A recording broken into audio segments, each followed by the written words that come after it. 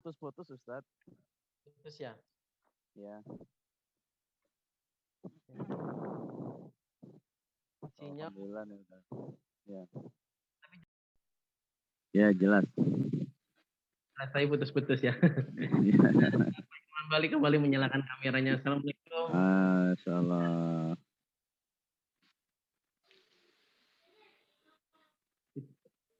Masih ke-mute kayak itu, Pak.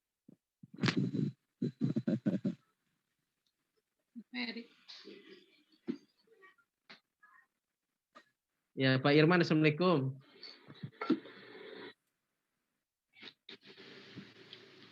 Waalaikumsalam Pak Ustadz. Maaf ini.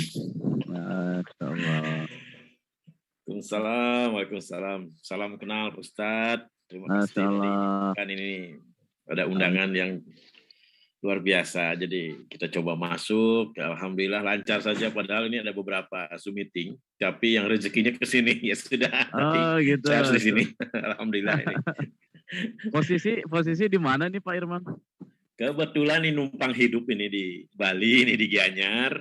Oh, jadi ya lahir, numpang lahir juga sebelum numpang lahir di Padalarang, di Bandung Barat ya. Jadi dari kecil orang tua tugas di Bali ya kita sambil istilahnya ya berusaha di Bali. Kebetulan keluarga kecil, ada istri 1, anak 3. Alhamdulillah. Dia nih mohon bimbingannya nih, pencerahannya, jadi masih belajar banyak nih tentang fikih ini. Masyaallah. Terima kasih Pak Ustadz, silakan dilanjutkan. Assalamualaikum warahmatullahi wabarakatuh. Pak Irman, masyaallah, luar biasa.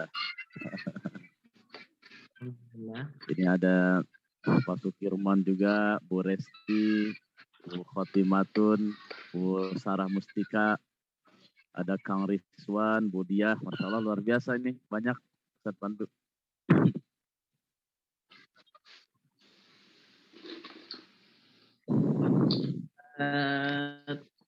Tidik apakah sudah masuk?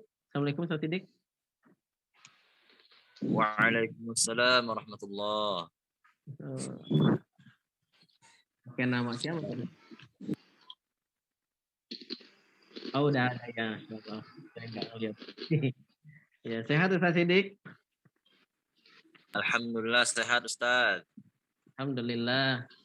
Ustaz mau nanya itu, katanya sekarang di Al-Ghumidi ada ini tahsin ya, sepekan 2 kali. Alhamdulillah di Al-Ghumidi setiap Selasa malam sama Jumat malam pada maghrib Ustaz. Pematerinya antum? Buku materinya ada Ana sama Ustadz Syauki insyaallah. Insyaallah. 1 pekan 2 kali intensif berarti ya. Insyaallah. Lu pakai buku apa? Ininya dipakai buku An-Nuri. An-Nuri. Sudah mulai itu Ustaz ya? Sudah baru Selasa kemarin. Oh berarti baru pembukaan mukadimah. Berarti yang mau ikut bergabung masih bisa Ustaz ya? Insyaallah. Tapi offline ya. Ya. Iya. Yang online-nya bisa dengan LTQ insyaallah. Oh ya, yang online ini bisa dengan LTQ, alhamdulillah. Sekaligus informasi bagi para peserta yang dekat mungkin kediamannya dengan pesantren atau Masjid An-Nur Al-Ghumidi bisa hari Selasa dan Jumat ya Ustaz ya? Ya. Selasa dan Jumat pada maghrib belajar bersama teman-teman dari LTQ. Ustaz Sidik, ada juga Ustaz Sidik sama Ustaz Sauki ya Ustaz ya. Ada Ustaz Sidik dan Ustaz Sauki yang insya Allah akan menjadi pengajar dalam seri tahsin yang 1 pekan 2 kali di Masjid Nur Al-Ghumidi. Tapi offline. Nah offline ini ya tentunya tetap dengan prokesnya Ustaz ya. Iya. Salah dan prokes yang ketat, jadi masih bisa dilakukan untuk offline.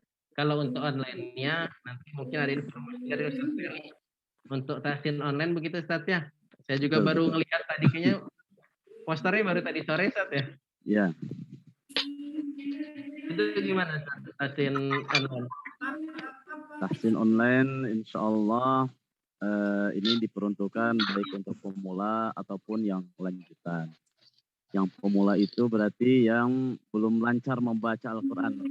Ya. Yang belum membaca Al-Quran insya Allah tetap kita fasilitasi untuk belajar Al-Quran dengan secara online, ataupun yang lanjutan yang sudah lancar ingin memfasihkan lagi bacaan Al-Quran, insya Allah kita adakan media Zoom ya untuk belajar, dan insya Allah 1 pekan 3 kali, dan baik untuk prakteknya ini bisa fleksibel menyesuaikan dengan waktu yang dimiliki oleh peserta. Hanya mungkin 1 kali plus 1 pekan kita ada pertemuan di Zoom untuk memperkaya teori dan menambah prakteknya insya Allah. Kalau mungkin sebentar lagi kita sebar ya broadcast. Kelihatannya baru ya, saya juga baru lihat tadi sore.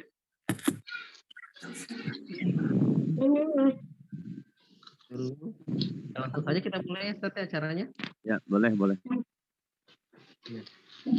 Mohon izin saya mute semua terlebih dahulu, nanti untuk Ferry dicek untuk suaranya, kalau tidak akan di unmute ya, Ustaz ya.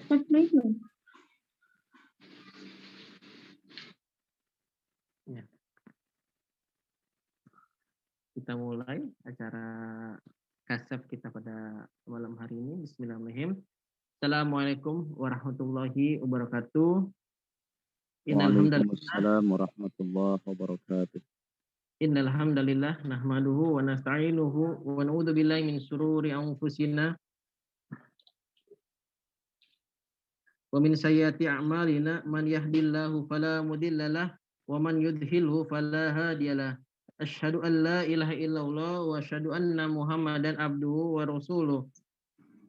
Alhamdulillah, yang kami hormati Ustadz Ferry Firmansyah selaku pemateri, yang saya hormati para asatid yang hadir pada malam hari ini baik dari Bunian ataupun dari luar. Yang saya hormati para bapak dan ibu peserta kajian seputar fikih pada malam hari ini. Alhamdulillah, syukurillah atas rahmat dan juga karunia yang telah diberikan Allah Subhanahu wa taala kepada kita semua, sehingga kita semua dapat hadir pada malam hari ini, tentunya insya Allah dengan kondisi sehat wal afiat, dan juga dengan nikmat iman dan juga nikmat Islam yang terus melekat di dalam dada kita insya Allah. Salawat serta salam tidak lupa kita sampaikan kepada Rasulullah Shallallahu Alaihi Wasallam beserta keluarga, beserta sahabat dan juga para sahabat-sahabatnya, yang tentunya kita semua berharap sama-sama mendapatkan syafaat dari beliau di yaumul akhir. Amin amin ya rabbal alamin. Para bapak dan ibu dan juga para kerabat, sahabat kasab, malam hari ini insya Allah kita akan sampai kepada materi yang sangat menarik, yaitu tentang tema besarnya adalah tema besar muamalah, dan pada malam hari ini kita akan coba membahas tentang jual beli yang berkah, begitu ya Ustaz Ferry ya. Insyaallah materi akan disampaikan oleh Ustaz Ferry, dan tentunya akan banyak sekali pertanyaan karena ini sehari-hari ya soal jual beli, kita membeli dan sebagainya. Oleh karena itu nanti apabila pertanyaan-pertanyaan yang masih banyak sekali yang belum tertampung, nanti kita siapkan fasilitasnya untuk bertanya secara online dalam format survei hard atau format yang serupa dengan Google Form. Insya Allah kita akan fasilitasi untuk pertanyaan dan akan menjawab sesegera mungkin. Ya, alhamdulillah, untuk lebih untuk memberikan keberkahan dalam acara pada sore hari ini, marilah kita sama-sama mendengarkan lantunan ayat suci Al-Quran yang akan dibacakan oleh Ustadz Siddiq Ahmad Yusran. Assalamualaikum Ustadz Siddiq. Waalaikumsalam warahmatullahi wabarakatuh. Ustaz, kita sama-sama mendengarkan. Assalamualaikum warahmatullahi wabarakatuh.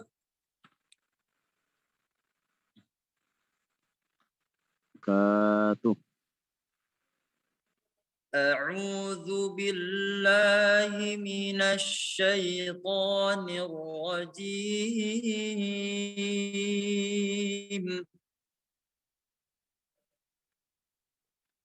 الذين ينفقون أموالهم بالليل والنهار سرا وعلانية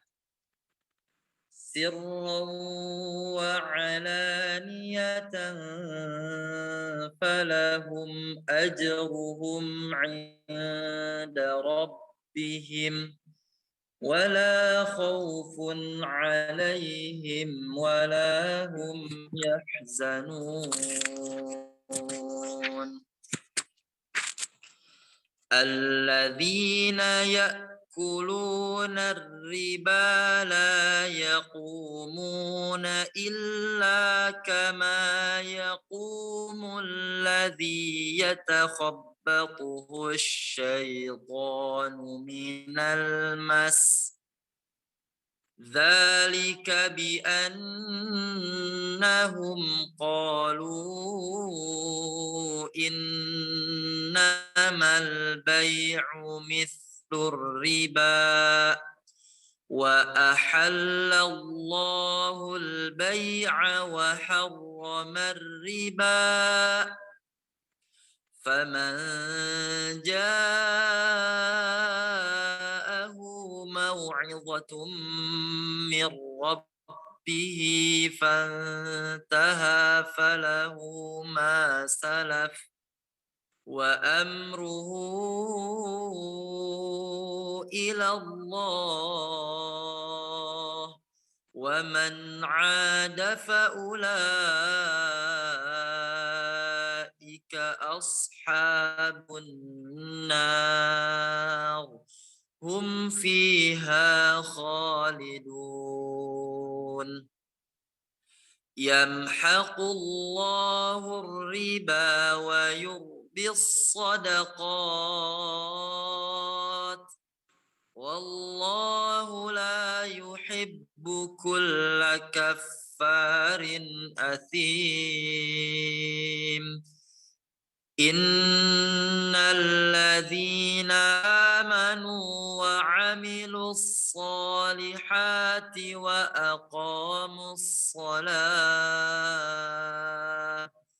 وأقاموا الصلاة وآتوا الزكاة لهم أجرهم عند ربهم ولا خوف عليهم ولا هم يحزنون.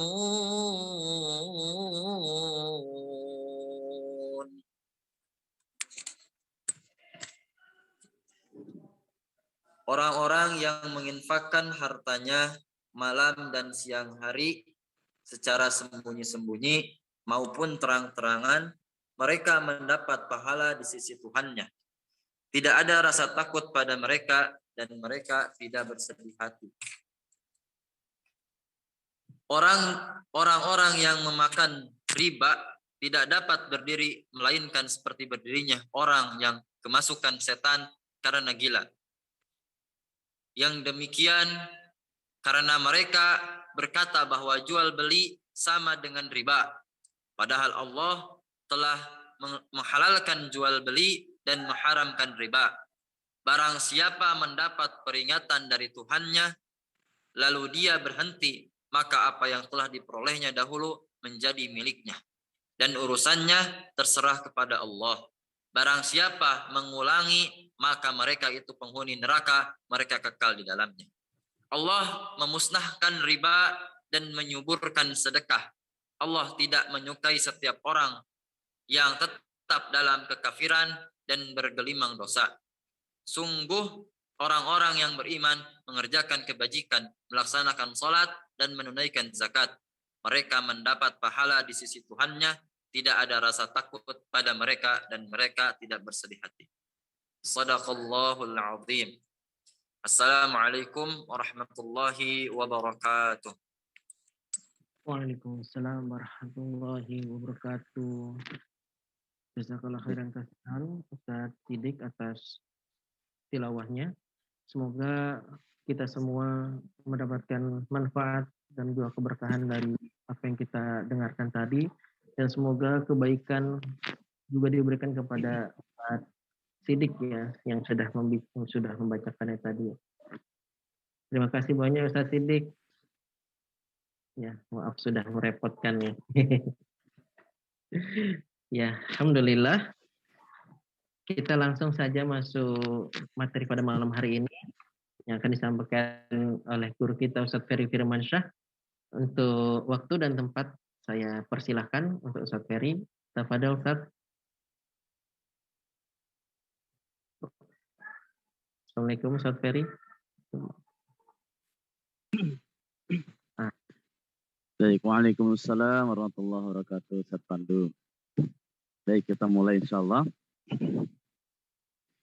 Bismillahirrahmanirrahim. Assalamualaikum warahmatullahi wabarakatuh. Waalaikumsalam warahmatullahi wabarakatuh. Innal hamdalillah nahmaduhu wa nasta'inuhu wa nastaghfiruh wa na'udzu billahi min syururi anfusina wa min sayyiati a'malina. Innahu may yahdihillahu fala mudilla lahu wa may yudlil fala hadiyalah. Wa ashhadu an la ilaha illallah wahdahu la syarikalah wa ashhadu anna Muhammadan 'abduhu wa rasuluh alladzi la nabiyya ba'dah.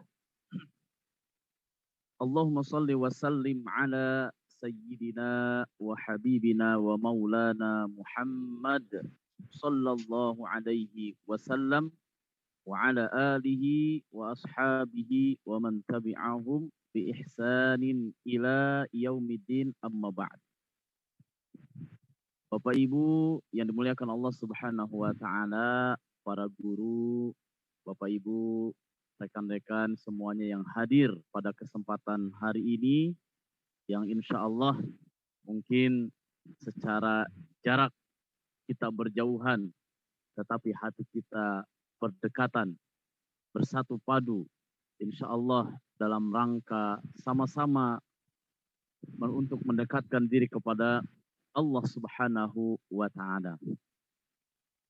Bapak Ibu yang dimuliakan Allah Subhanahu wa Ta'ala, bahagia rasanya pada malam hari ini kita bisa kembali hadir sama-sama duduk di majelis ilmu di program KASEF, kajian seputar fikih bersama Bunyan Islamic Center dan kerjasama dengan Masjid Al-Ghamidi, pesantren Bunyan Indonesia. Mudah-mudahan apa yang kita kaji pada malam hari ini menjadi ilmu yang berkah bagi kita semuanya. Dan insya Allah untuk kajian ini kita akan adakan rutin setiap malam Jumat dengan tema besar yang berbeda-beda. Ya, di pekan yang pertama tentang fikih ibadah,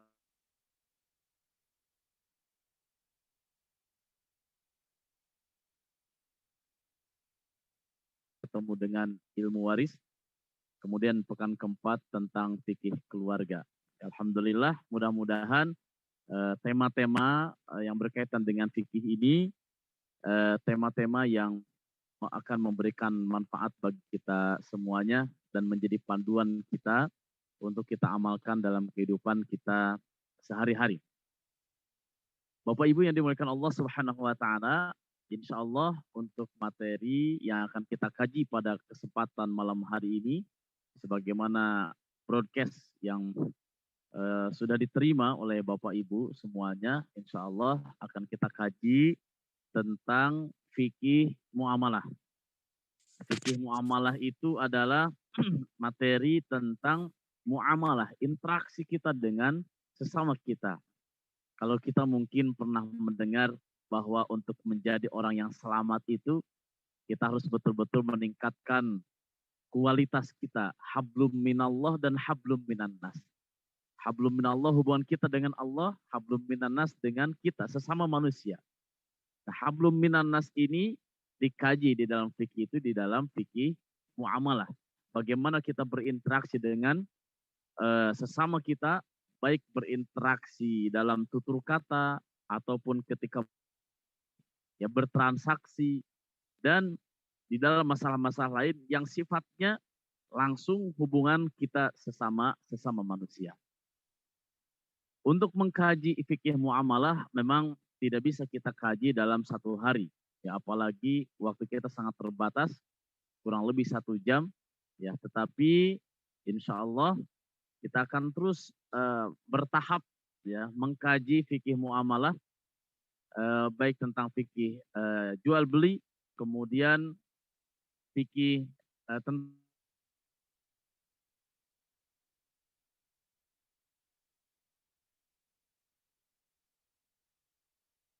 dan termasuk mungkin nanti ada kasus-kasus kontemporer yang sering kita temui dan secara tekstualnya kita dapatkan secara langsung di dalam teks Al-Quran ataupun melalui hadis Rasulullah Shallallahu Alaihi Wasallam.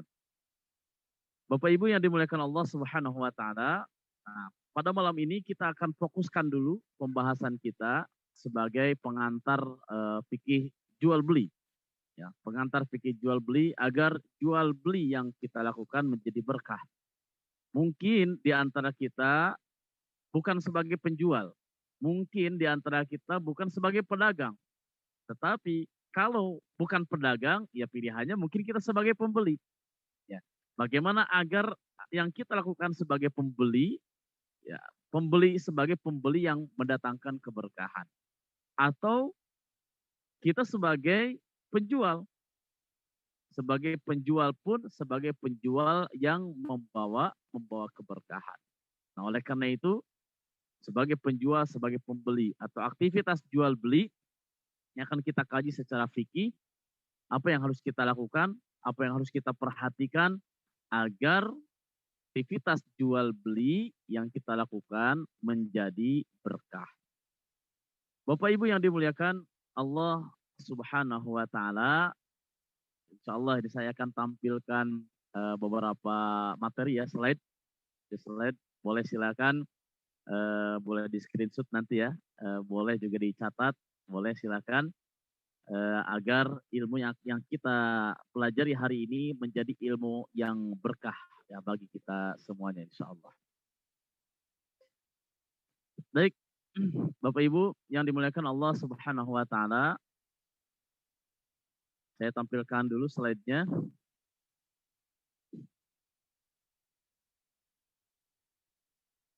Baik, bisa dilihat. Sudah terlihat Bapak Ibu untuk slide-nya? Sampun, Tat. Sudah. Sudah ya? Sudah, Baik. Ustaz. Alhamdulillah. Sudah terlihat ya. Nah, judulnya yang kita ambil adalah jual beli yang berkah. Ini bagian dari fikih muamalah. Ya, kita secara bertahap ya kita pahami dulu konsep dasarnya, dan nanti mungkin di sesi-sesi beberapa sesi ke depan ketika kita mengkaji lagi fikih muamalah, coba nanti kita kita bahas dari konsep awal ini ya, kemudian kita aplikasikan dengan Recording in progress. Baik, Bapak Ibu yang dimuliakan Allah Subhanahu Wa Taala, ya, untuk jual beli yang berkah, untuk mendapatkan jual beli yang berkah, maka kita kenali terlebih dahulu, ya. Kita kenali terlebih dahulu apa sih yang dimaksud dengan jual beli? Apa yang dimaksud dengan jual beli? Kita lihat yang dimaksud dengan jual beli itu, ya kalau kita lihat di dalam fikih, di dalam kitab-kitab fikih, baik yang klasik ataupun kontemporer, jual beli dalam bahasa kita, biasanya di dalam bahasa Arab ditulis dengan kata al-bay'u atau tijarah. Al-bay'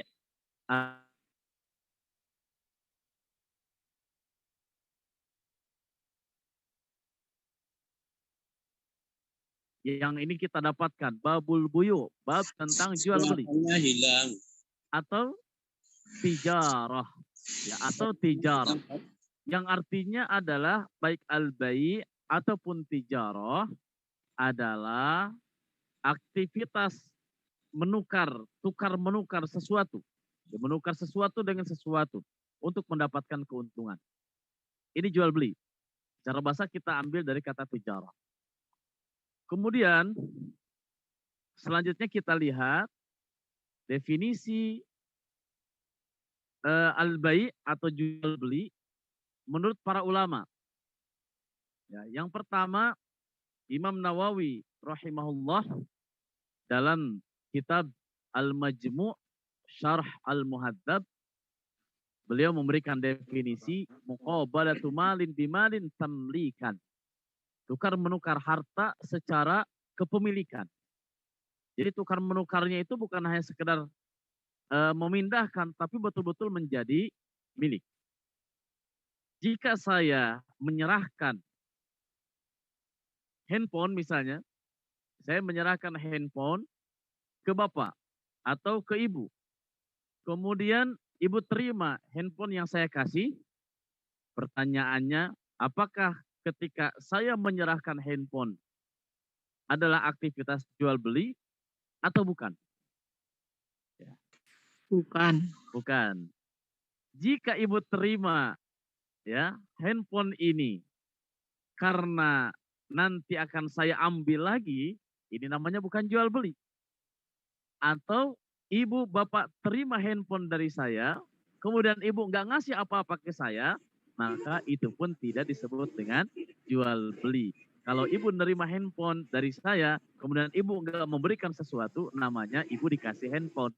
Bukan jual beli handphone. Nah, kalau jual beli, ada tukar menukar harta secara kepemilikan. Apa yang ditukar menukar? Saya menjual handphone ke ibu, ke bapak, kemudian ibu bapak menyerahkan sejumlah uang ke saya. Ditukar handphone, ditukar dengan uang, kemudian secara kepemilikan handphone akan dimiliki oleh bapak ibu, uang akan saya miliki, maka ini namanya aktivitas jual beli. Kita dapatkan di dalam kitab Al-Majmu' Syarah Al-Muhadzab yang disusun oleh Imam An-Nawawi. Kalau Ibnu Qudamah di kitab yang lain, di kitab Al-Mughni ditambahkan tamlikan wa tamallukan, ya. Kepemilikan dan dikuasai, bukan hanya milik tapi betul-betul dikuasai oleh kita.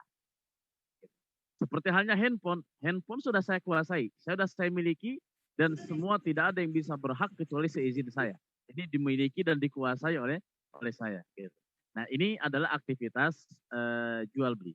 Nah, oleh karena itu dari beberapa definisi yang ada sebenarnya bisa kita simpulkan bahwa yang dimaksud dengan jual beli itu adalah menukar barang dengan barang. Jadi ada aktivitas tukar menukar. Ada aktivitas tukar menukar. Menukar barang dengan barang. Menukar barang dengan uang. Dengan jalan melepaskan hak kepemilikan. Baik barang dengan barang atau yang biasa kita sebut dengan barter. Yang biasa dilakukan oleh generasi zaman dulu. Kemudian barang dengan uang.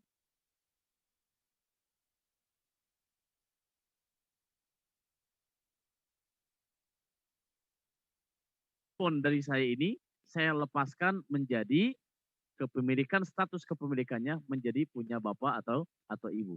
Dari satu kepada yang lain atas dasar saling rela, ya, merelakan. Ada sukarela di situ, tidak terpaksa. Ya, saya dengan sukarela saya melepas menjual handphone ini dan bapak ibu pun dengan sukarela menyerahkan sejumlah nominal uang kepada saya karena membeli satu unit handphone misalnya. Bapak Ibu yang dimuliakan Allah Subhanahu wa taala, ini definisi, ya. definisi jual beli. Definisi jual beli yang kita dapatkan di beberapa kitab, diantaranya kitab Al-Majmu' yang disusun oleh Imam An-Nawawi. Bapak Ibu yang dimuliakan Allah Subhanahu wa Ta'ala. Kemudian, apa hukum jual beli? Apa sih hukum jual beli? Apakah wajib, haram, sunnah, makruh, atau mubah? Mubah. Mubah. Mubah itu apa, Bu? Mubah itu boleh, ya kan? Mubah itu adalah boleh. Atau istilah yang lain, istilah mubah itu adalah halal. Yang namanya halal, ya boleh. Kita dapat minuman nih, halal. Ya boleh diminum, boleh enggak. Ya tergantung kebutuhan kita.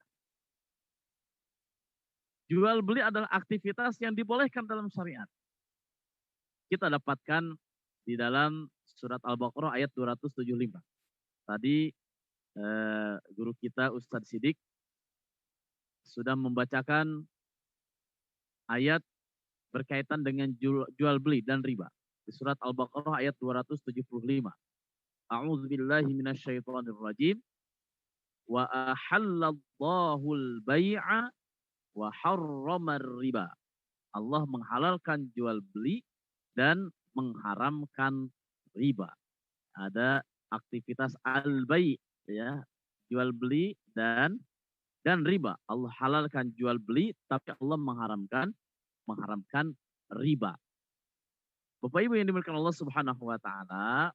Nah, yang pertama yang akan kita perdalam sekarang ini adalah jual belinya. Adapun berkaitan dengan riba, insya Allah nanti akan kita perdalam di sesi-sesi berikutnya. Kita akan pelajari secara bertahap, ya. Mudah-mudahan nanti ketersambungan ilmunya untuk memahami satu kasus demi kasus ini mudah-mudahan lebih mudah bagi kita semuanya. Bapak Ibu yang dimuliakan Allah Subhanahu wa Ta'ala.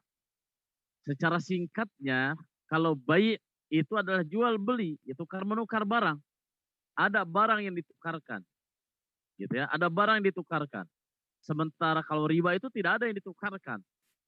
Nah, oleh karena itu Allah halalkan jual beli, kemudian Allah haramkan perkara riba. Hadirin rahimakumullah. Bapak Ibu yang dimuliakan Allah Subhanahu wa Ta'ala. Nah, ini pertama nih yang menjadi pegangan kita. Ahalla, halal. Yang namanya halal boleh. Ya, halal itu boleh kita melakukan jual beli. Bagaimana kalau saya nggak jual beli? Saya nggak menjual. Ya nggak apa-apa juga. Oh, namanya juga halal. Namanya juga boleh. Halal atau boleh, ya boleh dilakukan, boleh juga enggak. Tapi kalaupun kita melaksanakan aktivitas jual beli, maka dibolehkan. Tapi hati-hati jangan sampai aktivitas kita terjebak ke dalam perkara riba. Bapak Ibu yang dimuliakan Allah Subhanahu wa Ta'ala. Kemudian ada sabda Rasulullah Sallallahu Alaihi Wasallam an Rifa'ah bin Rafi'. Rasulullah SAW ini diriwayatkan oleh Rifa'ah bin Rafi'. Beliau pernah ditanya, ya, beliau pernah ditanya oleh seorang sahabat, ayul kasbi atyabu, pekerjaan apa yang paling baik? Pekerjaan apa yang paling baik? Rasulullah Shallallahu Alaihi Wasallam menjawab, pekerjaan seseorang, ya, dengan tangannya. Pertama dengan tangannya, ya, dengan tangannya maksudnya apa? Dengan tangannya, tangan kita bergerak, betul-betul memberikan andil untuk mendapatkan rezeki. Bukan dengan tangan orang lain. Ya, bukan hanya sekedar menerima hasil pembelian orang lain, tapi kita andil. Apa yang bisa kita lakukan? Apakah pemikiran? Apakah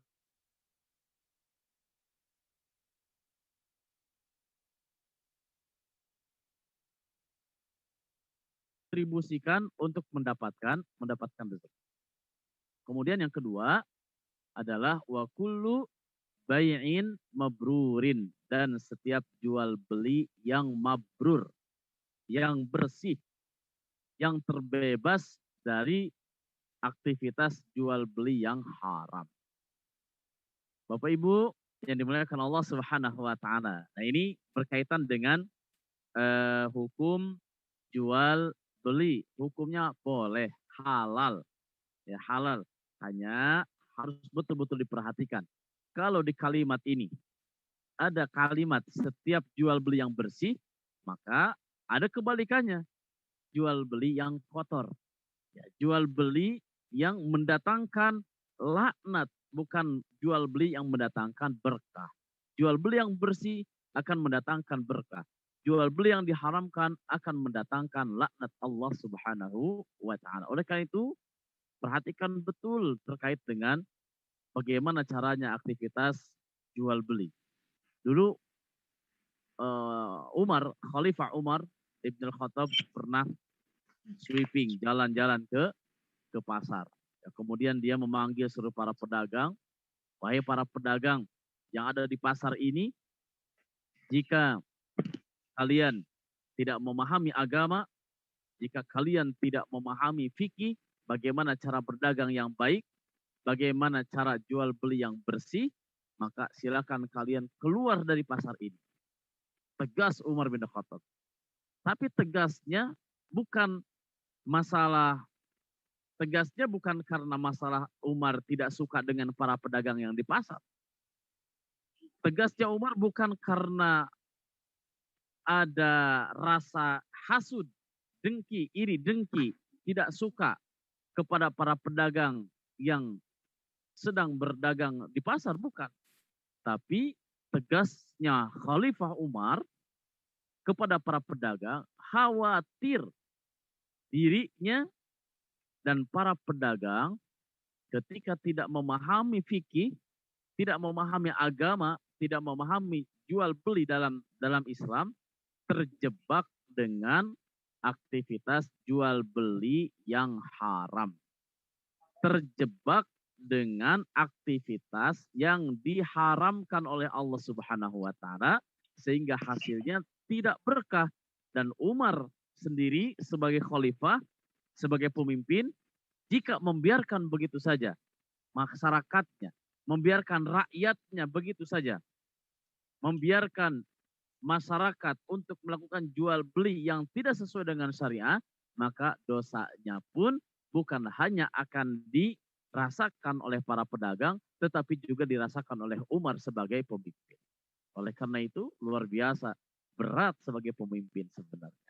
Begitu juga kita mungkin yang melakukan aktivitas jual beli pun berat, karena ternyata setiap jual beli bukan hanya sekedar mendatangkan keuntungan. Islam mengajarkan aktivitas jual beli bukan hanya sekedar mendatangkan keuntungan, tetapi juga harus sampai mendatangkan keberkahan. Bagaimana caranya mendatangkan keberkahan? Maka lakukanlah jual beli yang bersih, bukan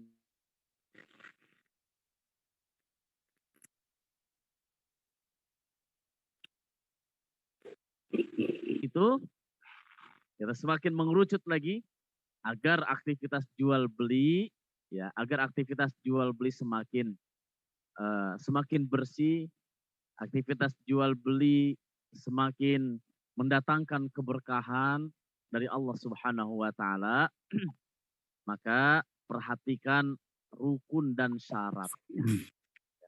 Rukun dan syarat jual beli.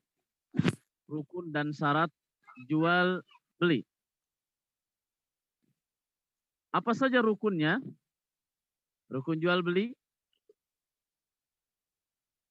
Yang pertama, kita lihat, ya, rukun jual beli itu di sebagian kitab dirinci, ya. Ada 5 rukun jual beli. 5 rukun jual beli.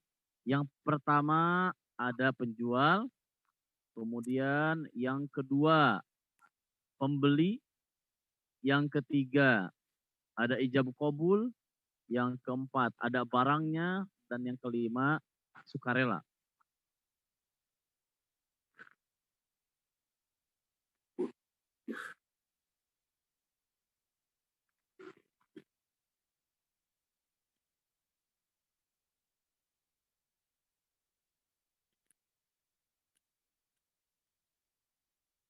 menambahkan sukarela.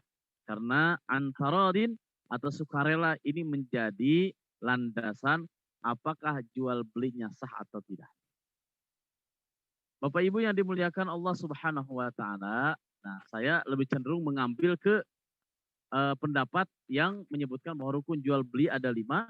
Yang pertama adalah penjual, kemudian yang kedua adalah pembeli, yang ketiga adalah adanya ijab qabul, yang keempat ada barang, dan yang kelima sukarela. Bapak Ibu yang dimuliakan Allah Subhanahu wa taala, kita rinci pembahasannya. Pertama tentang penjual. Apa saja yang menjadi syarat bagi penjual? Dan ini nanti sama dengan pembeli. Ya, syarat untuk pembeli. Penjual dan pembeli sama. Yang pertama adalah berakal. Ya, berakal. Berakal itu apa? Orangnya masih waras. Gitu ya. Mohon maaf jika ada yang melakukan transaksi. Kemudian salah satunya tidak berakal atau gila, atau sekarang mungkin istilahnya bukan lagi gila Pak ya. Tapi istilahnya apa? ODGJ. Orang dalam gangguan jiwa gitu ya. Nah, sekarang sudah ada istilah-istilah baru gitu untuk orang gila. Atau bahasa Arabnya majnun. Kebalikan dari berakal adalah orang gila.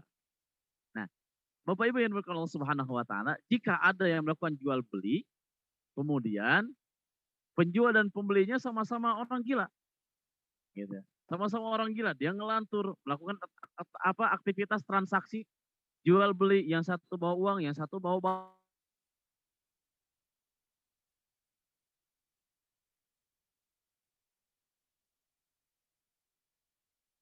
jual belinya tidak sah, meskipun ada barang yang sudah tertukar, ya. A dan B sama-sama tidak berakal. Kemudian A sudah menyerahkan barang, B sudah menyerahkan uang. Yang namanya juga gangguan jiwa. Maka jual belinya menjadi tidak sah. Ini berakal ya. Maka perhatikan betul syarat yang pertama bagi penjual dan pembeli bahwa kedua-duanya harus berakal, sehat jiwanya. Ya, sehat jiwanya. Kemudian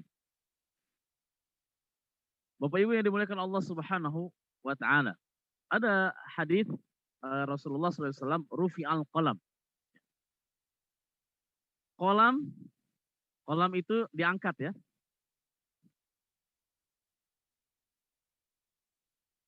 Qalam itu diangkat. Gitu.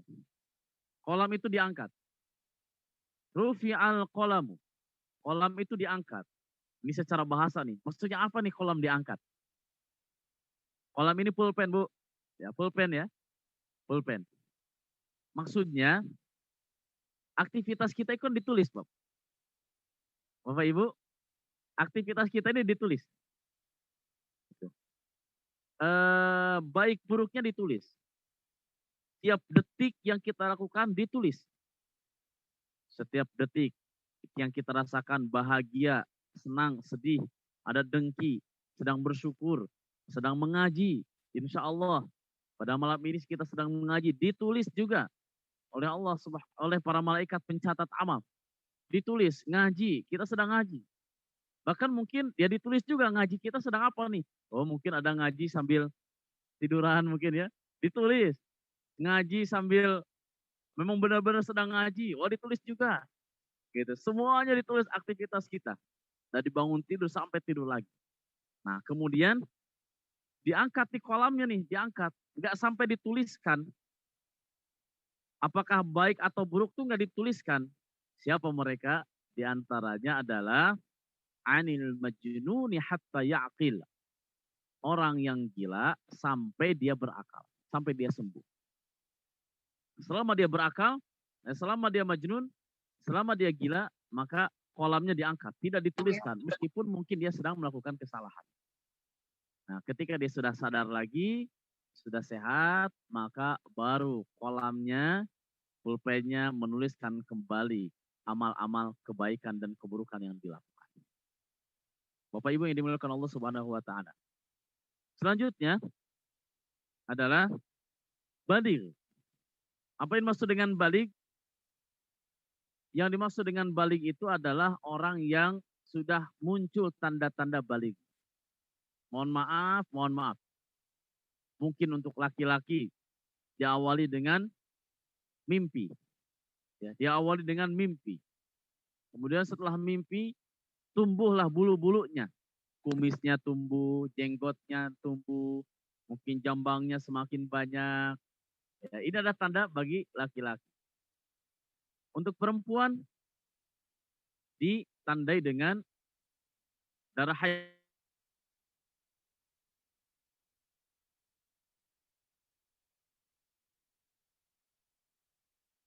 Dengan yang lainnya untuk menunjukkan bahwa dia sudah baligh. Karena ada orang yang anak yang baligh di usia 13 tahun, di usia 14 tahun, meskipun rata-rata di usia 14 tahun baru baligh. Perempuan pun sama, usia 13, 14, 15, tapi ada juga di usia 10 tahun dia sudah baligh. Nah, maka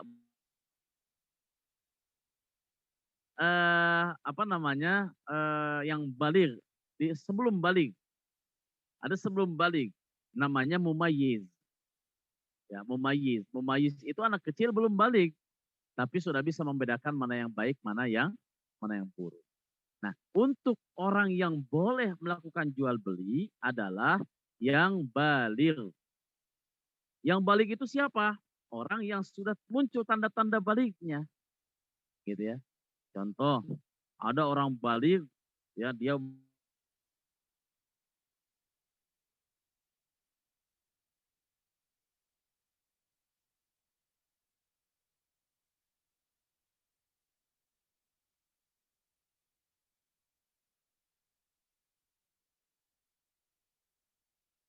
baik penjual maupun pembeli dua-duanya sudah baligh.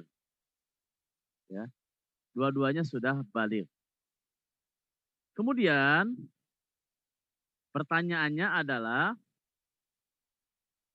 Bapak Ibu yang dimuliakan Allah Subhanahu wa taala, bagaimana kalau anak kita nih, kita sebagai orang tua, sebagai ayah, sebagai bunda, kadang nyuruh anak kita, "Nak, tolong beliin telur ya, 1/2 kilo.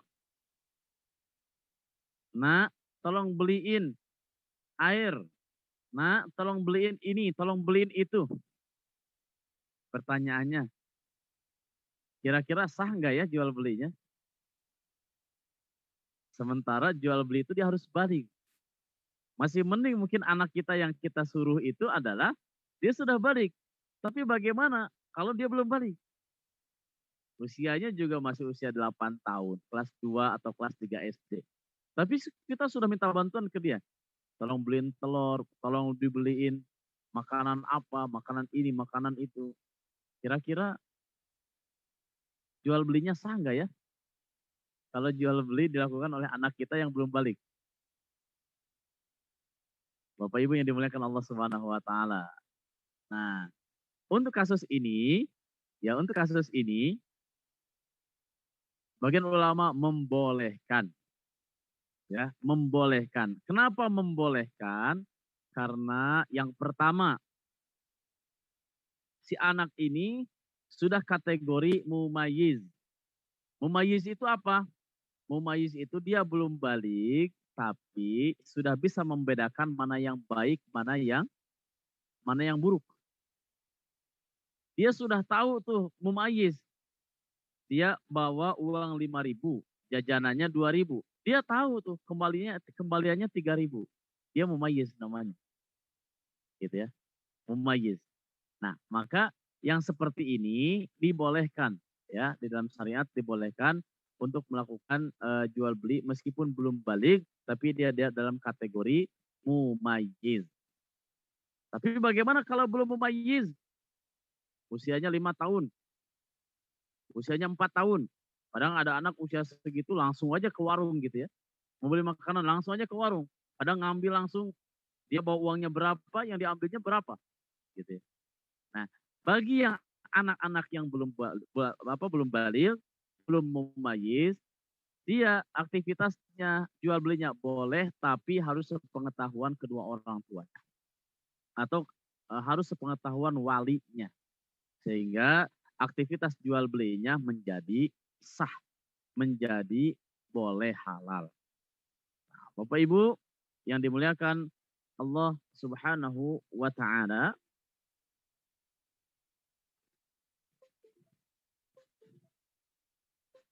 selanjutnya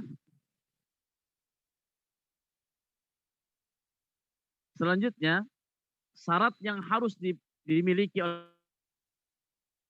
ya ketika berjual beli, ya, ketika jual beli ini tidak mesti harus dengan sesama muslim, boleh melakukan jual beli dengan non muslim. Sebagaimana dulu Rasulullah Shallallahu Alaihi Wasallam, ya Rasulullah SAW pernah melakukan jual beli atau bermuamalah dengan non muslim.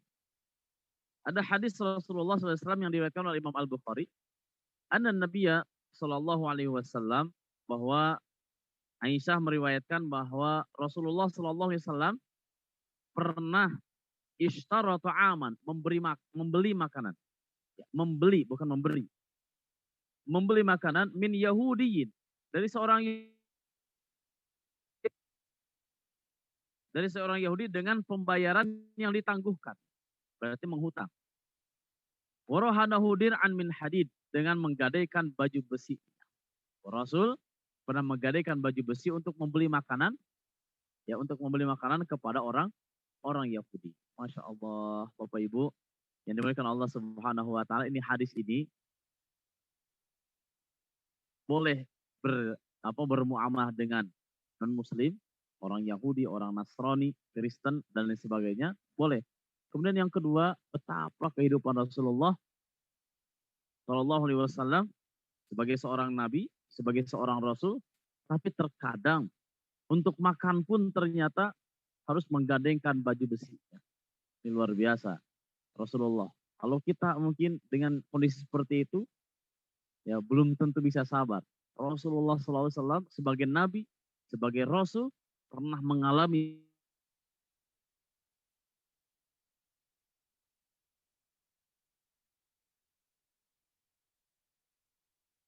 ya. Kemudian ada hadis yang lain, ya, tuwfiya wadir'uhu marhuna. Bahkan Rasulullah SAW wafat dan baju besinya masih menjadi barang gadai dari orang Yahudi tadi. Digadaikan dengan 30 sok gandum. Nah, Masya Allah, Bapak Ibu yang dimuliakan Allah Subhanahu wa taala, terkait dengan rukun jual beli, wabil khusus untuk penjual dan pembeli berakal, baligh, dan tidak mesti harus dengan sesama muslim. Meskipun di kondisi-kondisi tertentu, ya, maka lebih baik dengan sesama muslim untuk meningkatkan tingkat ekonomi saudara-saudara kita yang muslim. Ya, kalau misalnya ada tetangga kita yang muslim berjualan, maka lebih baik. Kenapa? Kenapa lebih baik? Bukan masalah jual belinya, tapi di sini bisa jadi mungkin tetangga kita, ya, dengan buka warung kelontong atau mungkin dengan bawa makanan, ya, dijinjing, ya, dibawa ke sana kemari, ditawarkan ke sana kemari, karena mungkin untuk menyambung hidupnya, untuk membiayai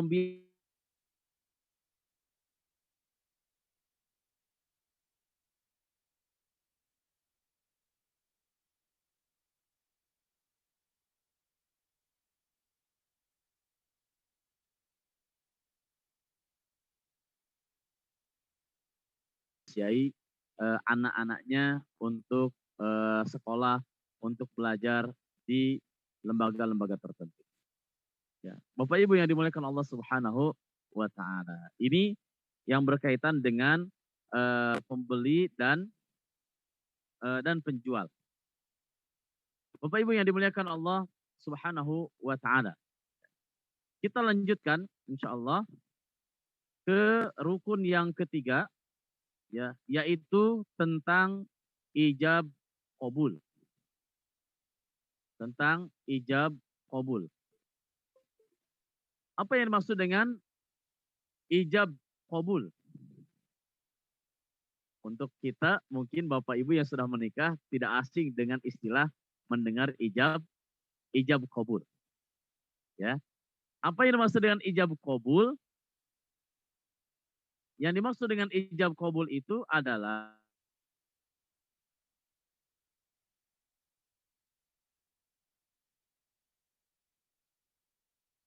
al-bai' dalan 'ala ridha. Ijab qabul. Ya, ijab qabul. Sebelum saya terjemahkan barusan, kalau ijab itu Bapak Ibu datangnya dari siapa? Ijab itu datangnya dari penjual apa dari pembeli? Penjual. Penjual. Atau dari pembeli? Penjual insya Allah. Penjual. Yakin ya penjual ya? Yakin. Yakin. Masya Allah. Kalau ijab itu datangnya dari penjual. Berarti kalau qabul dari pembeli. Masya Allah. Para ulama memang berbeda pendapat. Tapi kalau jumhur ulama itu mayoritas ulama. Ya, mayoritas ulama. Ijab itu adalah mayasduru minal bai' dalan 'ala ridha. Apa saja yang timbul dari pihak penjual yang menunjukkan keridhoannya. Saya sebagai penjual, saya serahkan 1 unit handphone ini ya, gitu ya, seharga 1 juta contoh atau 2 juta. Baru itu setelah itu qabul ma yasduru minal mushtari dalan 'ala ridha. Sementara qabul adalah datang dari pihak pembeli yang menunjukkan keridhoannya. Ini ijab qabul. Ijab qabul.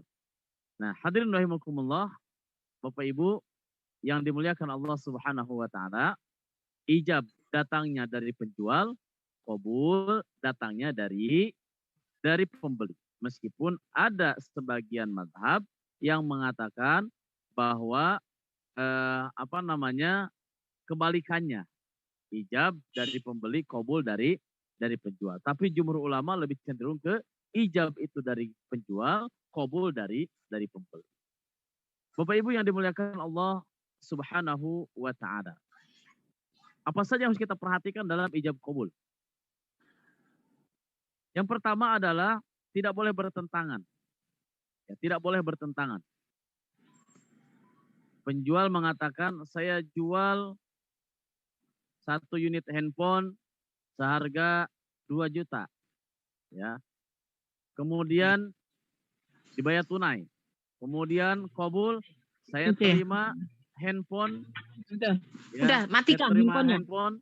Kemudian saya serahkan uang seharga 2 juta dan dibayar tunai. Kata penjual menyebutkan handphone dan 2 juta, pembeli pun sama. Ini namanya serasi. Tapi kalau penjual mengatakan saya jual 1 handphone, saya serahkan 1 handphone seharga 2 juta.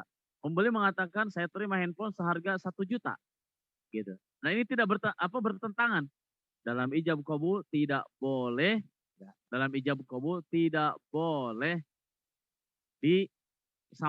diucapkan dengan bertentangan.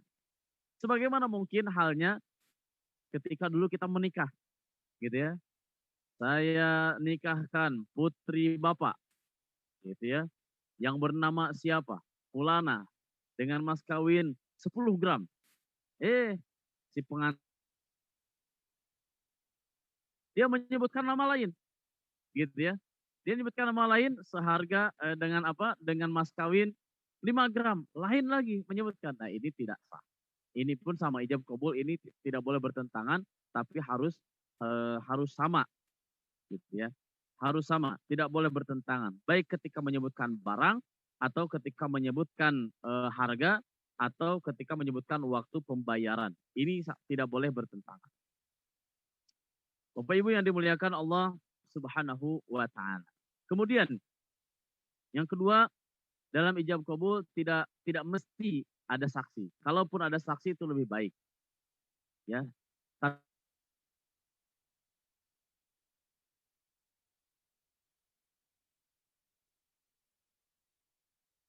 Makanan sendiri aja.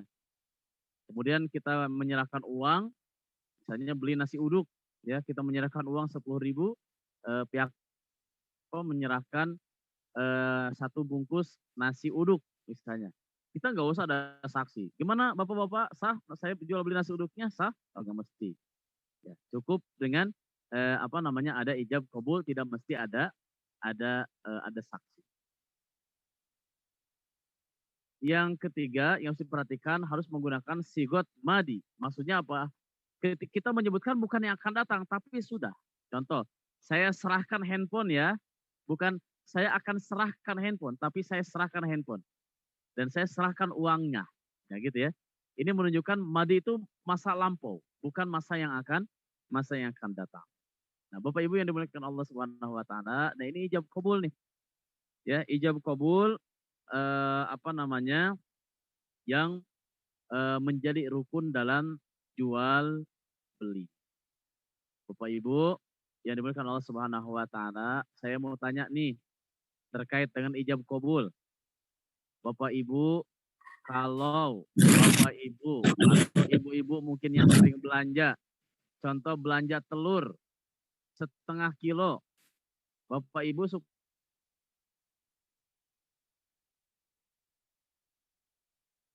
ijab kabul nggak Pak? Atau diam-diam aja? Beli. Terima kasih. Nggak usah, cuma ya. Beli.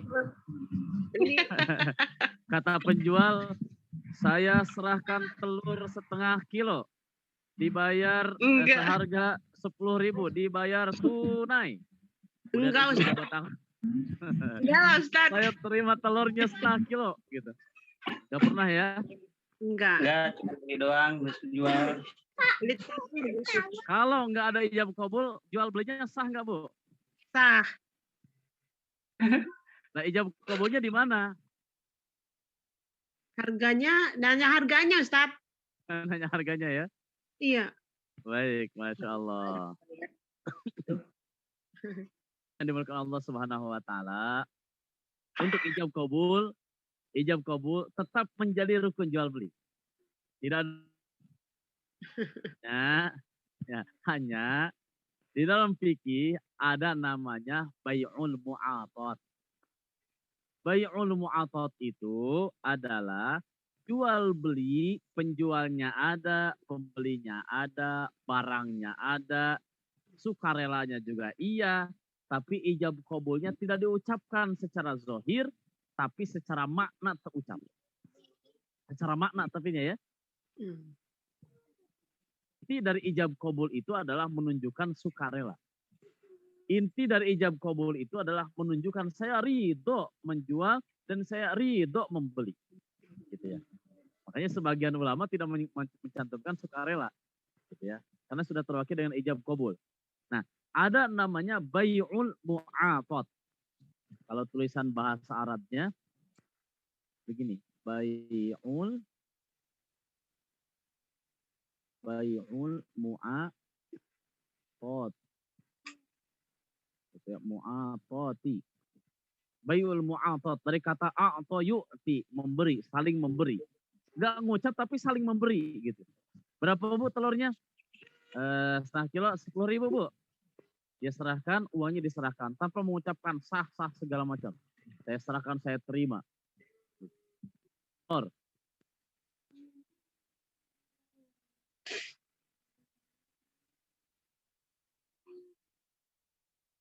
Ribu, dapat 3 biji, dibayar tunai. Saya terima permen 3 biji seharga 1.000, dibayar tunai. Gimana Bapak Ibu? Sah? Sah? Enggak usah. Enggak mesti. Gitu. Ini namanya bai'ul mu'athad. Boleh silahkan.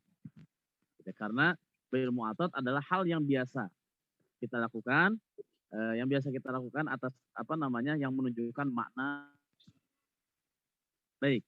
Ini yang ketiga. Yang keempat sekarang. Berkaitan dengan barang. Berkaitan dengan barang. Berkaitan dengan barang, maka apa yang harus kita perhatikan? Yang harus kita perhatikan, yang pertama, barangnya harus suci. Suci itu apa? Bukan barang yang najis. Penjualnya ada, pembelinya ada, ijab kabulnya sudah sah. Pas dilihat barangnya ternyata objek jual belinya bukan barang yang suci, tapi barang yang najis. Contoh, apa saja barang yang najis? Barang yang najis diantaranya apa? Khamar, bangkai, Bangkai. lagi babi, Haramkan babi, anjing, asnam. Asnam itu berhala gitu ya. Asnam. berhala. Nah, Rasulullah SAW bersabda, Innallaha wa rasulahu, Allah dan Rasulnya, harrama, mengharamkan, bai'al khomri, jual beli minuman khamar, wal maitati, dan bangkai, wal khinziri, babi, wal asnam, dan berhala.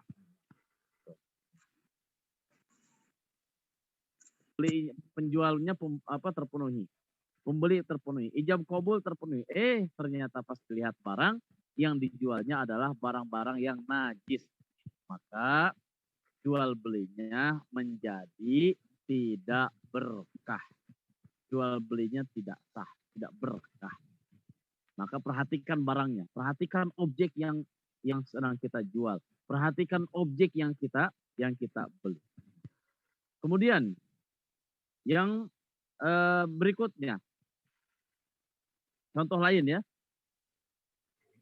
yang suci, berkaitan dengan suci. Kemudian apalagi babi, kemudian khamr dan sebagainya.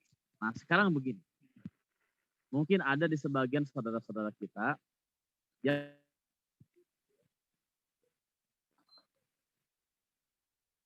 kira-kira boleh nggak kotoran kambing contoh? Nah iya mau Kotoran nanya. kambing. Nah, Boleh kambing, kalau buat kalau ya, kotoran Manfaat. kalau buat kambing, boleh nggak itu kan kotoran kambing itu? suci, kalau kotoran kambing itu suci atau najis? Najis. Najis Suci. ya? Tapi bermanfaat Ustaz. Bermanfaat. Iya. Tapi Berpupuk bermanfaat. ada. Najis tapi bermanfaat. Iya. Nah, bagaimana tuh menyikapinya ya? Yang kayak begitu. Bapak Ibu yang dimuliakan,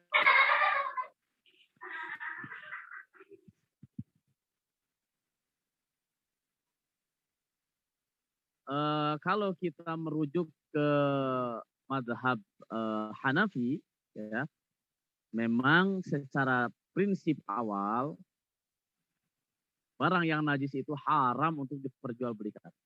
Oh. Ya, tapi jika di situ ada manfaat, maka hukumnya menjadi boleh. Karena kenapa haramnya menjadi tertutupi?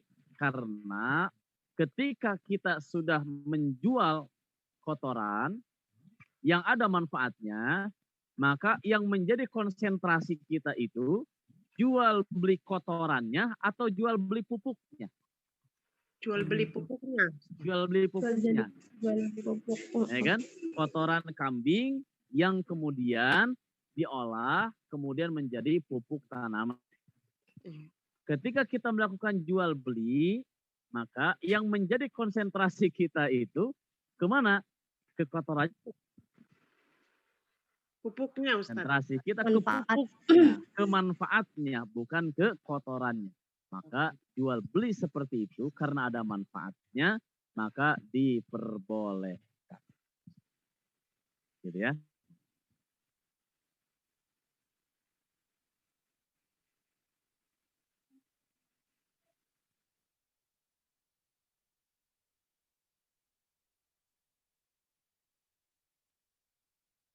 Suci. Aduh ya Allah. Apa namanya? Mungkin ada yang pernah hidup di satu negara yang pas dia datang dinginnya luar biasa dinginnya. Nah, dinginnya luar biasa. Nah, dengan khamr, dengan arak itu ternyata menghangatkan badan. Boleh atau tidak? Karena ada manfaat. Boleh. Nah, kenapa tuh boleh? Untuk khamr, ini qiyas ma'al farik. Beda kasusnya dengan kambing tadi. Kotoran kambing tadi. Tidak Gitu boleh. ya. Alam. Menguatkan bahwa khamr itu dari hulu ke hilir mendapatkan laknat Allah Subhanahu wa taala. Dari hulu ke hilir. Ya, pembuatnya, penjualnya, pembelinya, yang mengantarkannya pun ternyata mendapatkan laknat Allah Subhanahu wa taala. Artinya apa? Di sini tidak ada toleransi kalau untuk khamr tentang keharamannya. Meskipun mungkin ada manfaat menghangatkan badan dan sebagainya, tapi karena sudah dinaskan di dalam hadis, maka khamr dengan alasan apapun ini tidak diperbolehkan. Baik, ini berkaitan dengan suci, ya. Kemudian yang kedua punya manfaatnya tadi ya sudah kita bahas berkaitan contoh dengan kotoran. Ya. Kemudian yang ketiga barangnya dimiliki oleh penjual. Ya, dimiliki oleh kita. Saya menjual HP. Bapak Ibu misalnya saya mau menjual HP nih, siapa yang mau beli? Harganya 2 juta. Kemudian saya serahkan HP-nya, ternyata selidik punya selidik, HP-nya bukan punya saya. Tapi HP-nya punya Ustadz Pandu. Saya ambil kemudian saya jual. Boleh nggak? Enggak. Nggak boleh. Karena belum dimiliki oleh penjual. Kemudian yang selanjutnya bisa diserah terimakan. Ada serah terima. Ya, ada serah terima. Kemudian diketahui. Yang ketiga diketahui keadaannya. Speknya harus diketahui speknya. Gitu ya, speknya. Nah, keadaannya kayak gimana barangnya. Mungkin ini bisa menyesuaikan dengan kondisi kita hari ini ya. Kita kadang dengan teknologi yang luar biasa, dengan kondisi yang luar biasa, dengan teknologi yang luar biasa, kadang kita beli itu nggak melihat barangnya, tapi cukup melihat speknya, spesifikasinya, lihat gambarnya, gitu ya, lihat gambarnya. Yang kayak gimana sih barang yang mau saya beli? Sekarang banyak jangankan untuk beli pakaian, beli makanan pun terkadang kita nggak datang langsung, cukup dengan aktifkan WhatsApp-nya, masuk ke grup jual beli, ya, kemudian kita beli apa? Bu, saya beli, gitu ya, beli makanan apa? Beli makanan jadi, beli nasi uduk 5 bungkus ya diantar, beli jus 5 diantar. Nah gitu cukup segitu aja. Tapi harus diketahui keadaan. Ini kayak gimana nih barang-barang. Ya, nah ini untuk rukun jual beli. Penjualnya harus ada dengan memenuhi syaratnya. Pembeli juga harus ada dengan memenuhi syarat dan ketentuan. Ijab qabul pun sama. Barang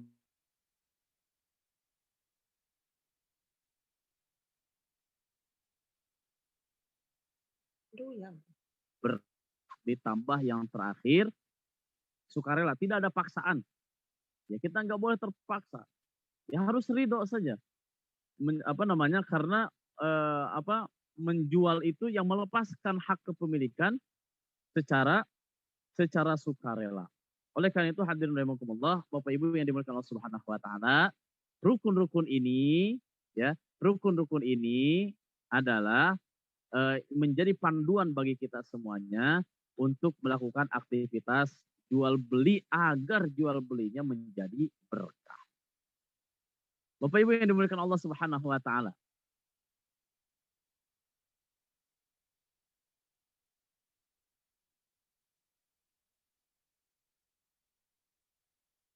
Tapi di antaranya ada hadis.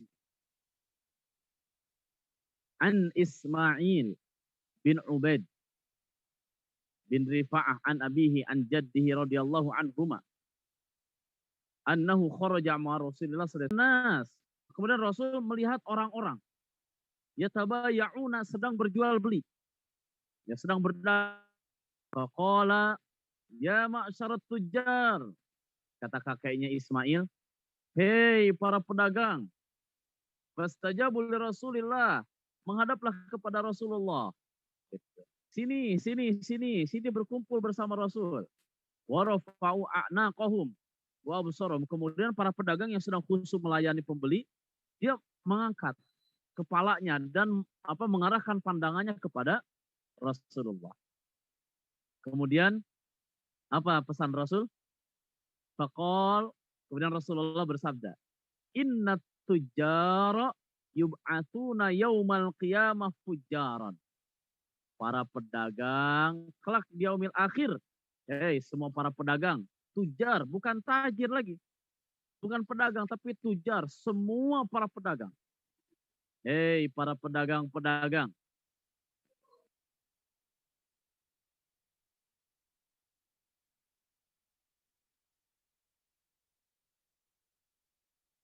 Para pedagang itu adalah durhaka. Di hadis yang lain, at-tujar humul fujar.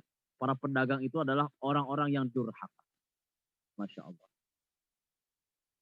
Di sini yang hadir, Bapak Ibu, ada yang profesinya sebagai pedagang? Ada yang berjualan, Pak? Ada yang berjualan, Bu? Ada ya? Masya Allah. Ada Ustaz. Ya Ustaz. Udah siap jadi orang durhaka, Pak? Gak mau. Gak mau ya? Gimana caranya Ustaz?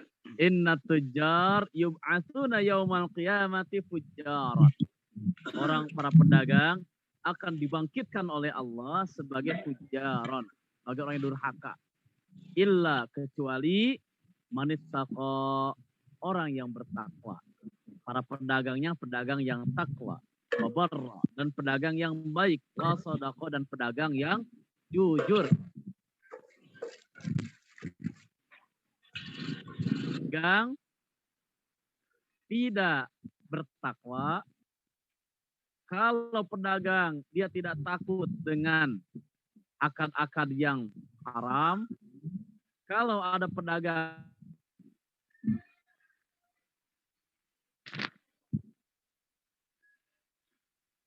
ya kemudian curang, ya tidak jujur, tidak baik, tidak takwa, tidak takut dengan akad-akad yang haram, maka dia berdagang, dapat keuntungan. Di dunia dapat keuntungan. Ya, mungkin keuntungan bahkan melimpah. Tapi kelak di yaumil akhir, dia ditulis sebagai fujar, sebagai orang yang durhaka kepada Allah. Makanya hati-hati Bapak Ibu, wabil khusus ya yang profesinya adalah sebagai pedagang.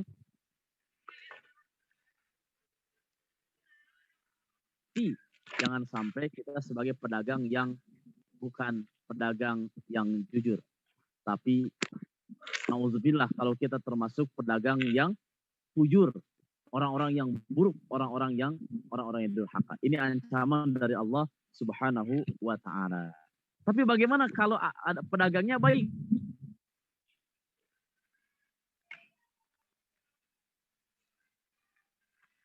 Alaihi wasallam bersabda, qala Rasulullah sallallahu alaihi wasallam, at-tajiru as-saduq. Dek, bukan mana, Dek? Wasyuhada.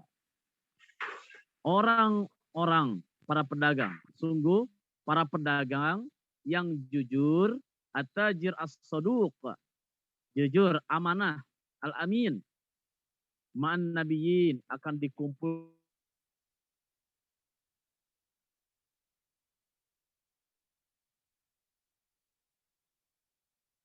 syuhada, Masya Allah. Dikumpulkan bersama para nabi, siapa yang nggak mau, Bapak Ibu? Dikumpulkan dengan siddiqin, orang yang membenarkan agama. Syuhada, orang yang mati syahid. Sahabat Rasulullah, orang lain mendapatkan syahid. Ya. Orang-orang yang syahid. Jika jika aktivitas dagangnya benar, aktivitas dagangnya jujur, aktivitas dagangnya amanah. Bapak Ibu yang dimuliakan Allah Subhanahu wa taala, oleh karena itu ya, karena terkadang di dalam aktivitas jual beli itu kita banyak fujurnya, banyak buruknya. Kenapa disebut buruk? Ya, kenapa disebut durhaka? Ya. Kenapa disebut durhaka? Karena gini. Pertama, dia tidak memperhatikan akar syariah. Yang kedua, dia tidak jujur. Dan yang kedua, kadang suka bohong. Bohongnya dari mana? Bohongnya begini ya. Contoh ilustrasinya begini. Pak, saya beli makanan ya.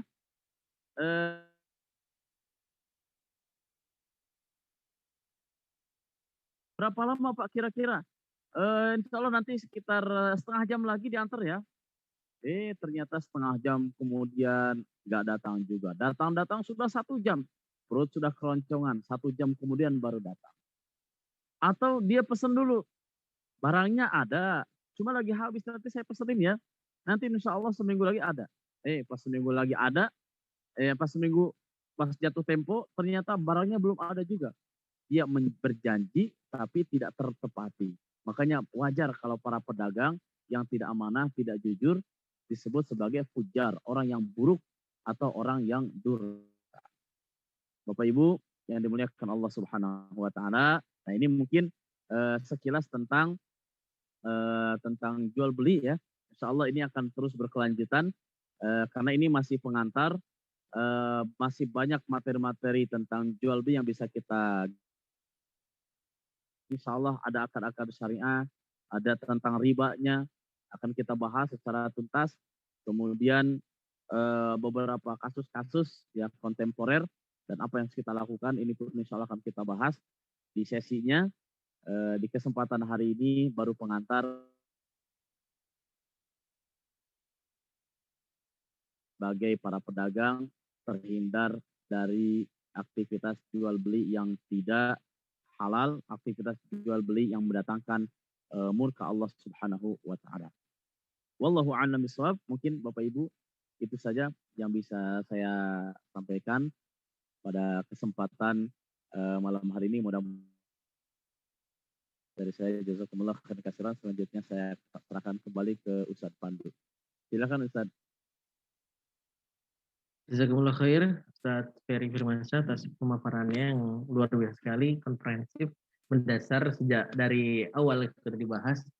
Kemudian kita buka sesi tanya jawab dan ini sudah banyak sekali Ustadz pertanyaannya. Ya, Afwan Ustadz, sepertinya sinyal di tempat Ustadz agak kurang ya Ustadz ya, sering mati-mati dari tadi.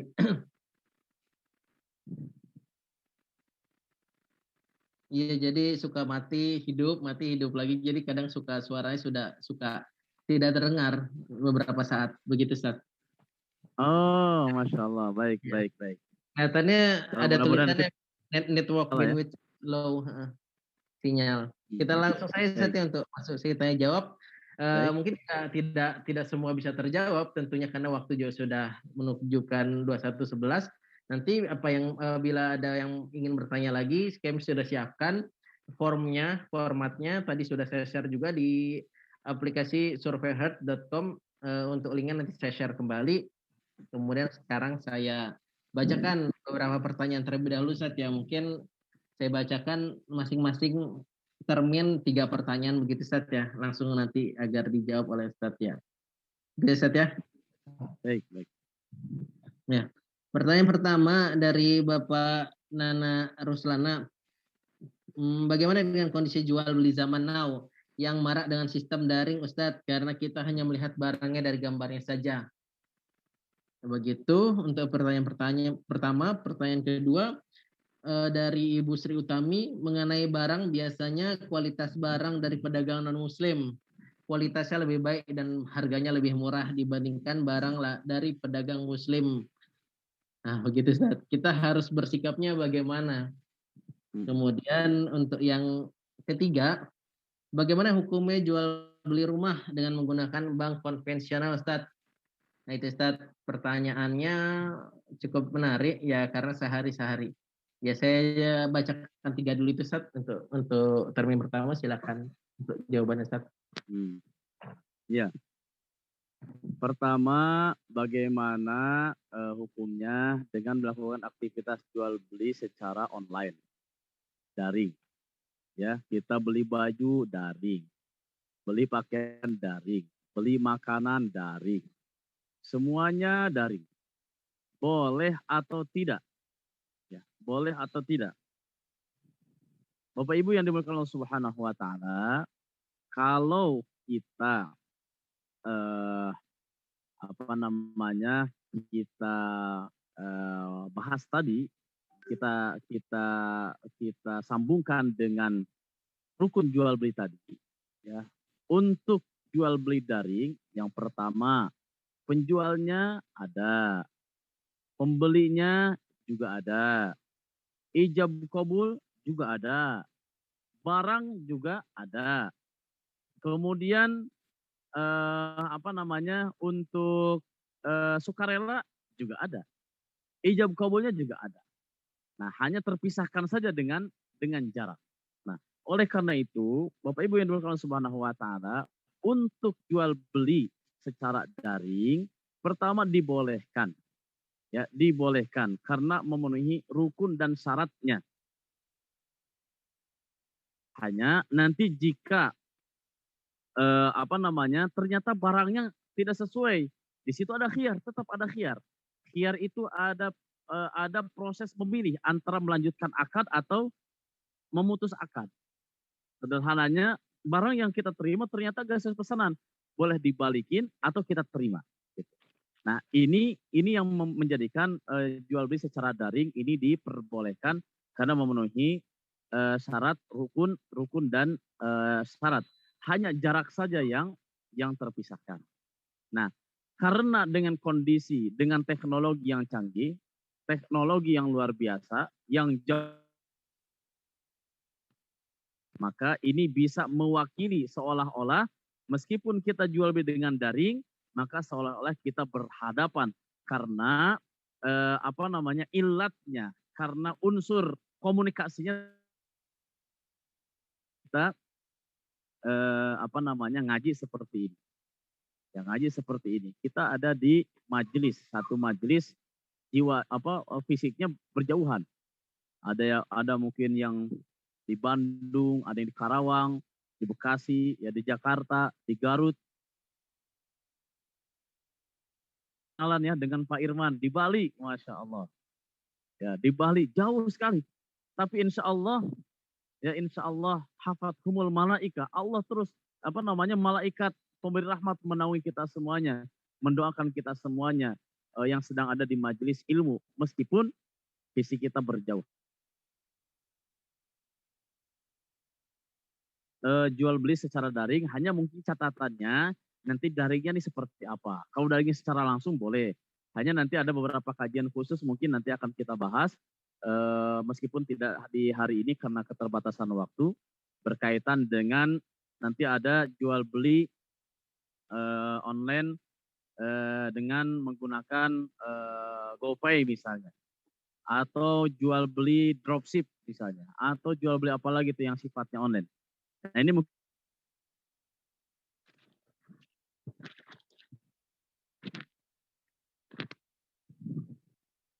menyediakan barang makanan. Saya langsung, Ustadz Pandu, saya beli makanan ya, nasi uduk misalnya 5 bungkus. Nah, ini kan jual tuh. Ini diperbolehkan. Hanya nanti yang kontemporer. Nah, ini memang ada kajian khusus. Terlepas nanti ada perbedaan pendapat di antara para ulama jual beli yang kontemporer yang marak di masyarakat hari ini. Itu yang kedua. Kemudian yang ketiga berkaitan dengan jual beli rumah. Bagaimana kalau jual beli rumah dengan menggunakan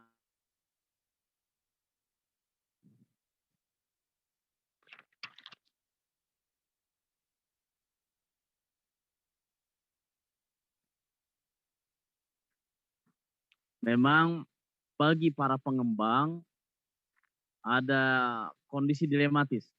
ya dilematis. Yang pertama memang untuk memudahkan proses transaksi yang melibatkan bank konvensional. Kalau melibatkan bank syariah ini agak sedikit sulit gitu ya. Prosedurnya agak sedikit ribet. Ini berdasarkan hasil obrolan saya dengan pengalaman dengan sebagian pengembang yang sharing lah bagaimana nih harusnya. Gitu. Bapak Ibu yang dimuliakan Allah Subhanahu Wa Taala, tapi memang terlepas dari sulit atau enggaknya terkait dengan prosedur, maka bisa kita lihat bagaimana proses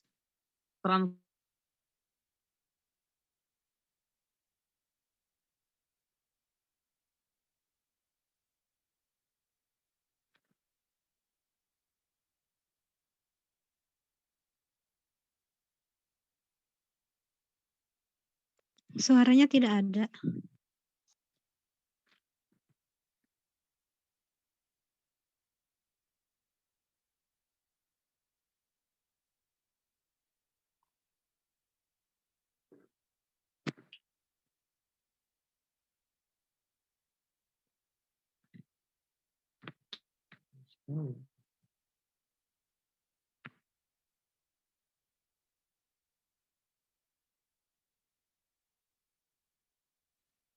Baik, mohon maaf.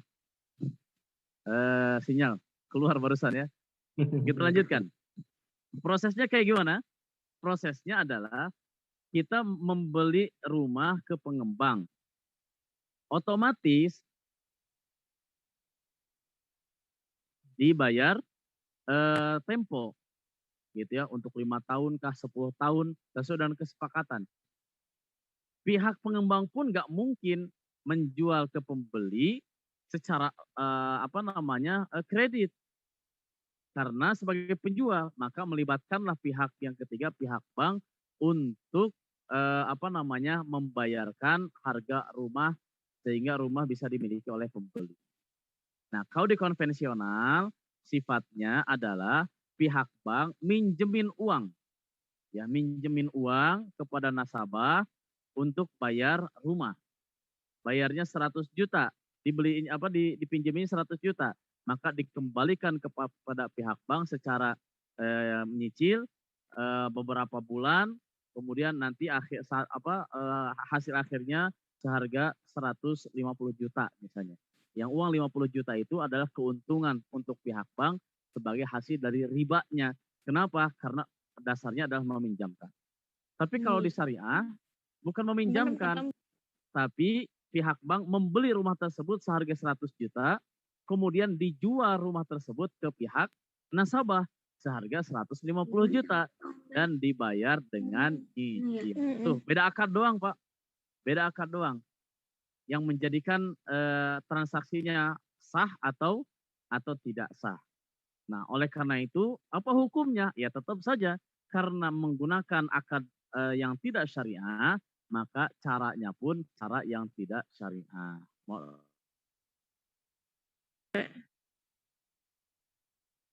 Ini mudah-mudahan terus berinovasi sehingga bisa memfasilitasi akad-akad yang syariah. Mudah-mudahan. Wallahu a'lam bishawab.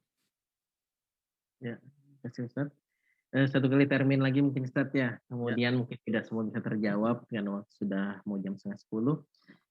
Menarik pertanyaan Ustaz. Mungkin nanti saya save terlebih dahulu untuk yang belum bisa terjawab.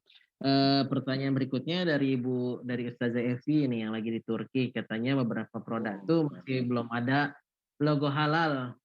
Tapi kalau dicek komposisinya sepertinya ya haram, halal semua, tidak ada bahan-bahan yang haram. Apakah boleh kita membelinya? Kemudian pertanyaan dari Radit Raffi Asyidik, bolehkah menjual, nah ini menarik banyak nih, bolehkah menjual barang dengan dua harga, yaitu harga cash, harga kredit? Ya, biasa ibu-ibu mungkin arisan buku atau apa kan kadang harganya pun agak berbeda. Untuk pertanyaan berikutnya,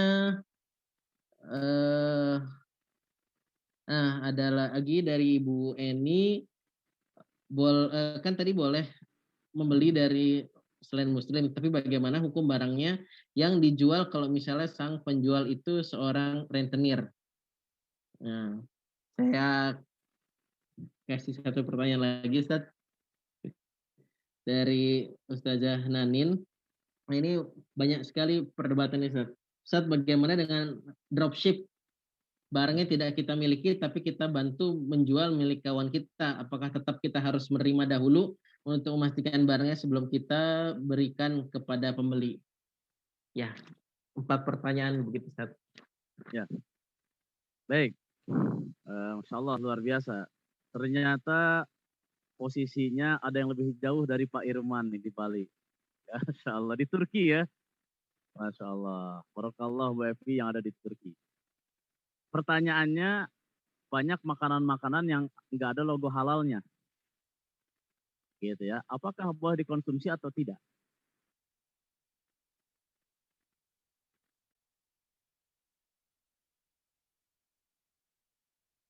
Unsur lainnya mungkin yang haram, apakah campuran homernya, campuran babinya, campuran lemak babi dan sebagainya, maka tetap diharamkan. Ya, tetap diharamkan. Kemudian yang Suaranya kedua, hilang, Ustaz. bagaimana kalau lihat komposisi kayaknya nggak ada yang aneh. Nggak ada unsur yang Ustaz, haramnya. Afwan dari awal suaranya hilang. Sama, jika kita punya kapasitas untuk menelusuri, ya, untuk menelusuri komposisi makanan yang akan kita konsumsi itu adalah halal, gitu.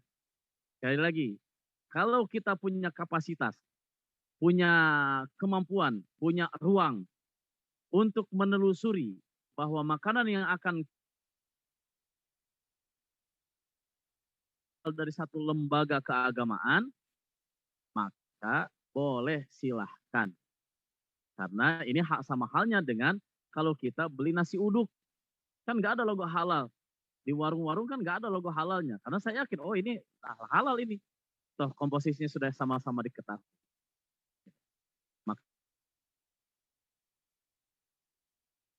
Maka berkonsultasilah dengan pihak pemerintah setempat. Bagaimana biasanya untuk menentukan apakah makanan ini halal atau haram. Mungkin cara memfatwakan halalnya dengan cara yang berbeda, bukan dengan cara menempelkan satu logo halal misalnya. Maka jika memang itu dilakukan dan sesuai dengan apa yang biasa dilakukan oleh para ulama setempat, maka boleh kita lakukan. Ya, al-adatu al-muhakkamah. Kebiasaan adat istiadat di satu tempat untuk satu kasus tertentu, contoh untuk menentukan halal haram, muhakkamatun, maka itu bisa dijadikan sebagai landasan. Baik, itu yang pertama dari Bu Evi. Kemudian yang kedua tentang apa tadi Ustaz Pandu ya? Mohon maaf.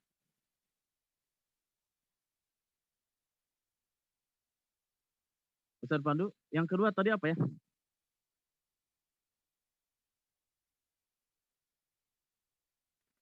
Bolehkah menjual barang dengan dua harga cash dan harga kredit? Ya. Terus yang ketiga apa tadi? Yang ketiga, kalau kita membeli dari atau menjual kepada seorang rentenir. Oh iya. Nah, kemudian yang keempat, bagaimana hukumnya dropship, Ustaz? Ya, baik. Yang kedua tentang jual beli dengan dua harga yang berbeda. Boleh atau tidak?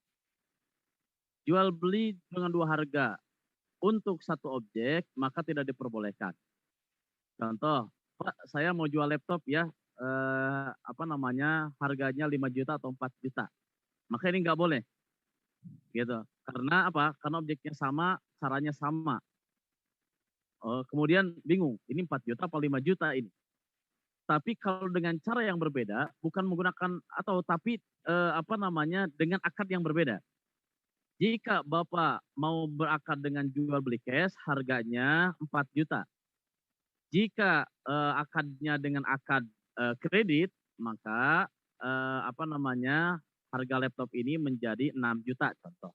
Itu diperbolehkan karena membedakan akad antara jual beli cash dengan kredit. Ya, wallahu a'lam bishawab. Kemudian yang selanjutnya, pertanyaan selanjutnya adalah berkaitan dengan jual beli dengan rentenir. Bolehkah kalau transaksinya antara kita dengan rentenir bukan berkaitan dengan ribanya, maka boleh.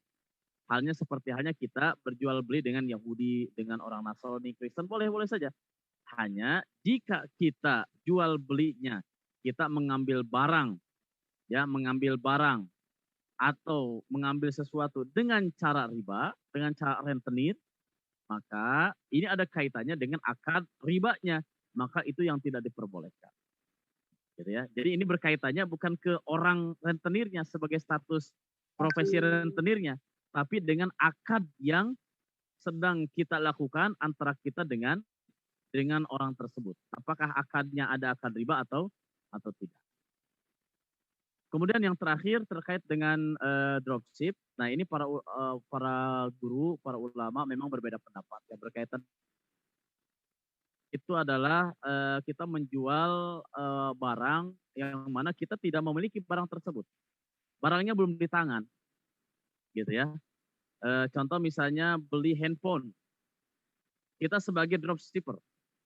Ada contoh Ustadz Pandu beli handphone ke saya. Saya memang nggak ada HP-nya, nggak ada di rumah. Gitu. Tapi saya menjajakkan, mengiklankan jualan handphone. Kemudian setelah itu setelah ada akad yang sudah disepakati, Ustadz Pandu langsung transfer uang ke rekening pemilik barang, misalnya pemilik barang atas nama saya sebagai penjual dan saya mendapatkan komisi dari penjual barang. Gitu. Ini yang ada perbedaan pendapat di antara para ulama terkait dengan dropshipper. Pertama, tidak membolehkan. Kenapa tidak membolehkan? Karena kita menjual barang yang tidak ada. Gitu ya. Kalau tadi kita lihat, kita sambungkan dengan materi awal, rukun dan syarat. Di antara syarat barang itu apa? Harus barang yang sudah kita miliki. Sementara di dalam dropshipper, barangnya belum kita miliki. Bahkan memang bukan barang kita. Barang orang lain, barang penjual. Nah, oleh karena itu, pendapat yang pertama tidak membolehkan. Tidak membolehkan dengan cara dropshipper. Karena apa? Kita menjual barang yang bukan kita miliki. Padahal di iklan adalah kita sebagai penjual, bukan menjual, tapi simsarah atau wakalah namanya. Gitu sebagai perwakilan dari produsen apa. Saya perwakilan sebagai dari pabrik apa, itu boleh. Nah, ini yang tidak membolehkan. Yang kedua ada yang membolehkan. Yang membolehkan adalah karena seolah-olah kita punya barang karena kita sudah kerjasama dengan pihak produsen. Hemat saya terkait dengan dropshipper lebih selamat adalah jika kita melakukan transaksi jual beli dengan dengan akad wakalah. Ya, dengan akad wakalah. Contoh ada produk apa contoh ya? Contoh produk kerudung misalnya, kerudung, ada kerudung merek A. Saya memang bukan penjual asli, tidak memiliki barang. Nah, alangkah baiknya sebagai wakalah. Wakalah itu apa? Kita kerjasama dengan produk kerudung A. Ya, saya sebagai perwakilan. Jadi saya sudah mendapatkan lisensi untuk menjualkan kerudung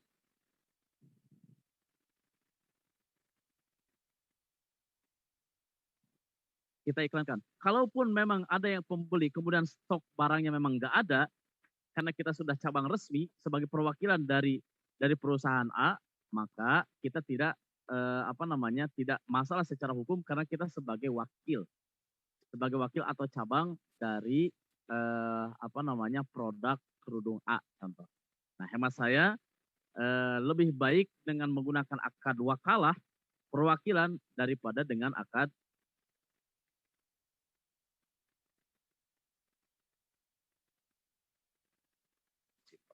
wallahu a'lam bishawab. Jazakumullah khairan katsiran. Mudah-mudahan bermanfaat. Mohon maaf jika ada kekurangan. Insyaallah mungkin ada pertanyaan-pertanyaan yang belum terjawab, nanti dikumpulkan oleh Ustadz Pandu insyaallah.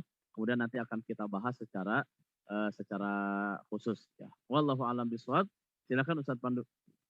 Ya, alhamdulillah. Jazakallah khairan atas jawabannya Ustadz Ferry. Ya, mohon maaf mungkin tidak semuanya bisa terjawab karena waktu sudah malam ya. Karena banyak sekali pertanyaan ini Ustadz, sebetulnya Ustadz ya. Saya yakin semuanya penasaran dan ingin tahu, dan bukan sekedar ingin tahu ya, agar tidak salah langkah begitu Ustadz untuk berdagang, menjual beli dan sebagainya. Untuk pertanyaan-pertanyaan yang belum terjawab, insya Allah nanti kita kumpulkan, dan apabila ada yang ingin bertanya kembali, nanti sudah saya share link untuk konsultasi syariahnya yang di grup di chat Zoom tadi saya share, yang surveyheart.com form itu nanti bisa dibuka dan juga bisa langsung menanyakan apa-apa saja yang ingin dipertanyakan. Dan insya Allah mungkin kalau Ustadz Ferry nanti berkenan, mungkin beberapa pertanyaan bisa dijawab langsung dalam format video oleh Ustadz Ferry. Insya Allah nanti kita dari tim BIC akan membantu, dan mudah-mudahan bisa di-share begitu Ustadz di YouTube atau di Instagram BIC. Gitu Ustadz ya? Ya, insya Allah. Ya, insya Allah mudah-mudahan Ustadz Ferry diberikan kesehatan dan amin, juga ada waktu untuk kita sama-sama menggarap hal ini. Insya Allah. Jadi jangan lupa untuk kalau website kalau Instagram kami ada bunyan.ic. Kemudian kalau untuk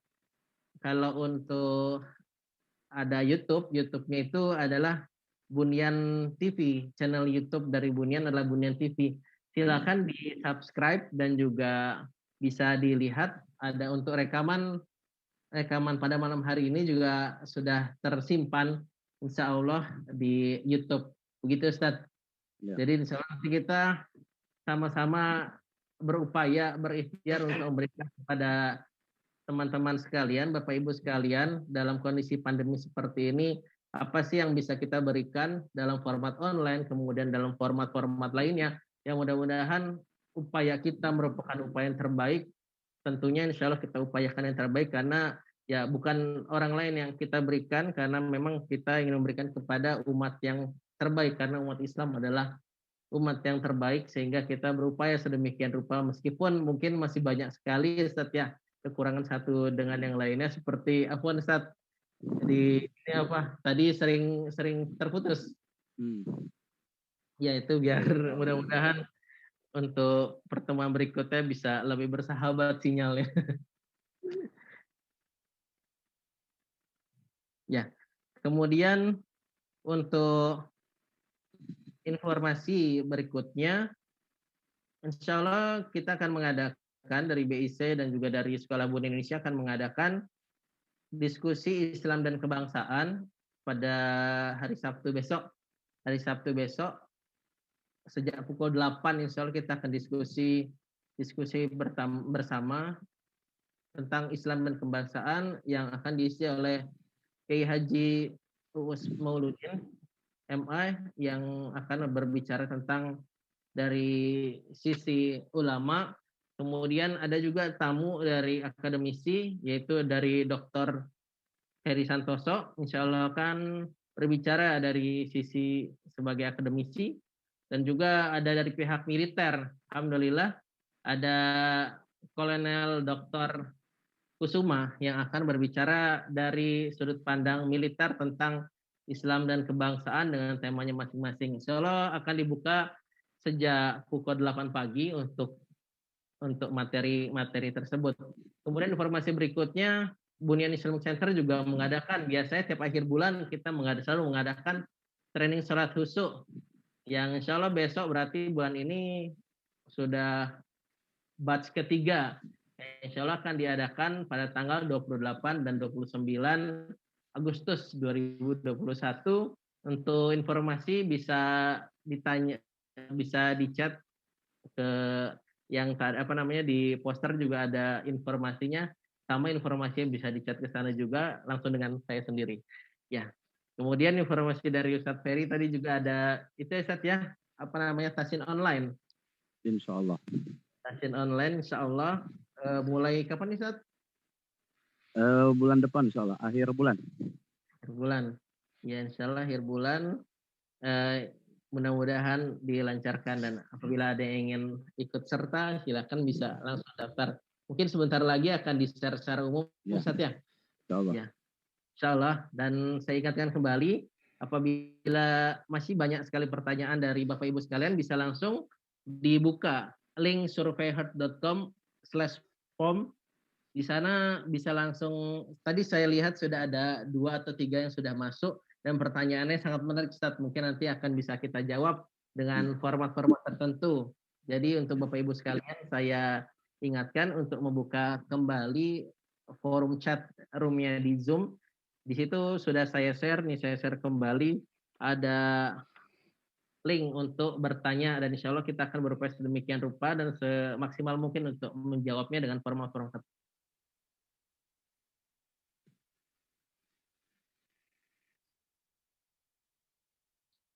Nampaknya sudah tidak ada lagi yang ingin kami sampaikan.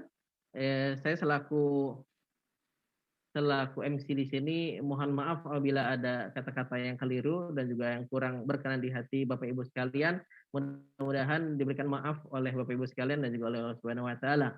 Ya, berikut pada pertemuan kita kali ini kita tutup pertemuan kali ini dengan membaca istighfar 3 kali. Astagfirullahaladzim. Astagfirullahaladzim. Astagfirullahaladzim. Dari pertemuan kali ini mari kita tutup dengan doa kafaratul majelis. Subhanakallahumma wa bihamdika asyhadu an la ilaha illa anta astaghfiruka wa atubu ilaik. Iya. Akhir kata, wabillahi taufiq wal hidayah. Wassalamualaikum warahmatullahi wabarakatuh. Saya Waalaikumsalam warahmatullahi wabarakatuh. Terima kasih Ustaz. Ya, Sama-sama, insyaallah. Sama-sama Pak Priyadi. Ustaz. Gitu, sama-sama. Assalamualaikum. Waalaikumsalam warahmatullahi wabarakatuh.